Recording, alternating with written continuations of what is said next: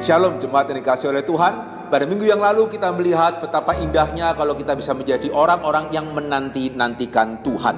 Ya, karena orang yang menanti-nantikan Tuhan akan mendapatkan kekuatan yang baru.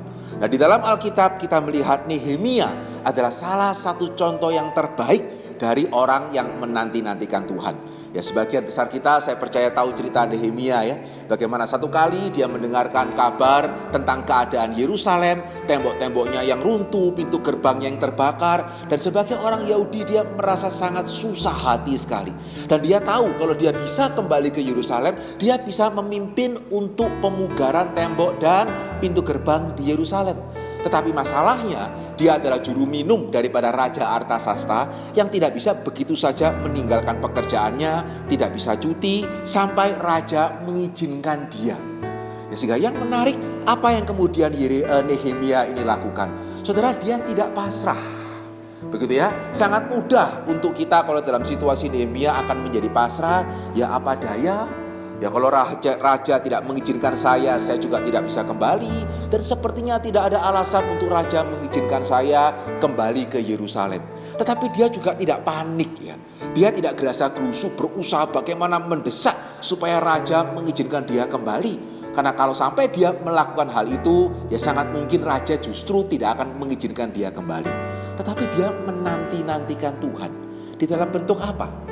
Ya, Nehemia tahu, ya satu sisi dia hanya bisa menunggu raja mengizinkan dia. Tetapi karena dia percaya Tuhan akan membuka jalan, dia mempersiapkan segala sesuatu yang perlu untuk dia bisa membangun Yerusalem.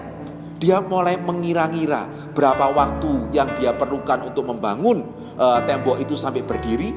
Kemudian dia juga melakukan research apa yang dia perlukan supaya dia bisa sampai ke Yerusalem. Dan juga bahkan dia tahu apa yang kira-kira perlu dia bawa untuk membangun tembok di Yerusalem.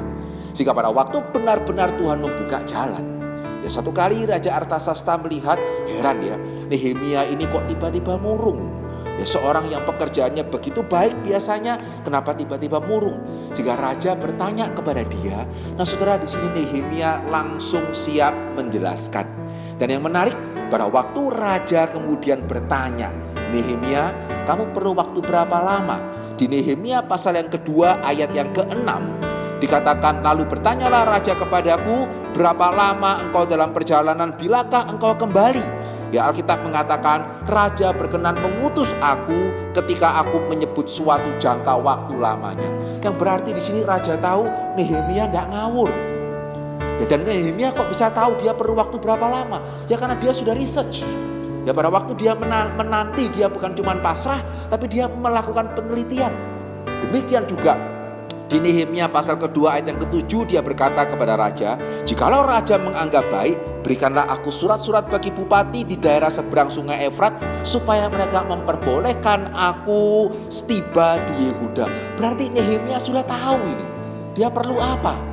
Dan bahkan yang menarik di ayat yang ke-8, dia juga meminta kepada raja pula sepucuk surat bagi Asaf, pengawas taman raja, supaya dia memberikan aku kayu untuk memasang balok-balok pada pintu gerbang di bait suci. Sekali lagi Nehemia sudah tahu, di Yerusalem ada banyak batu tetapi tidak banyak kayu.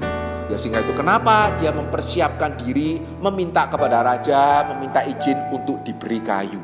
Saudara perhatikan ya, betapa lucunya atau ironinya kalau Nehemia tidak menantikan Tuhan, tidak siap-siap, begitu raja mengizinkan dia, wah puji Tuhan, begitu sampai Yerusalem tidak ada kayu. Ya, atau kemudian tidak bisa diizinkan berlalu oleh kemudian bupati di seberang sungai Efrat. Betapa sia-sianya. Tetapi karena Nehemia menantikan Tuhan, dia sudah siap. Dia melakukan apa yang harus dilakukan sebelum raja mengizinkan dia. Sehingga pada waktu raja mengizinkan dia, semua sudah dipersiapkan. Nah, saudara, inilah orang yang menanti-nantikan Tuhan. Pertanyaannya, apakah kita seperti Nehemia? Saat ini keadaan kita mirip ya. Kita juga tidak tahu kapan situasi ini akan berakhir.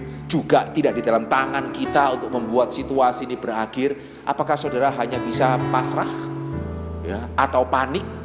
Atau mimpi kapan saya bisa keluar dari situasi ini? Atau kita menanti-nantikan Tuhan? Yang berarti kita percaya pasti Tuhan akan mengeluarkan kita dari saat-saat seperti ini. Tapi pertanyaannya, setelah Tuhan melepaskan kita, apakah kita akan menjadi orang yang sama? Ataukah kita sudah tahu bagaimana nanti kalau Tuhan sudah melepaskan kita dari kesulitan ini? Apa yang kita mesti persiapkan hari ini? Sehingga mari seperti Nehemia, kita tidak menjadi orang yang pasrah, panik, atau mimpi, tapi kita menjadi orang yang tahu bagaimana menanti-nantikan Tuhan.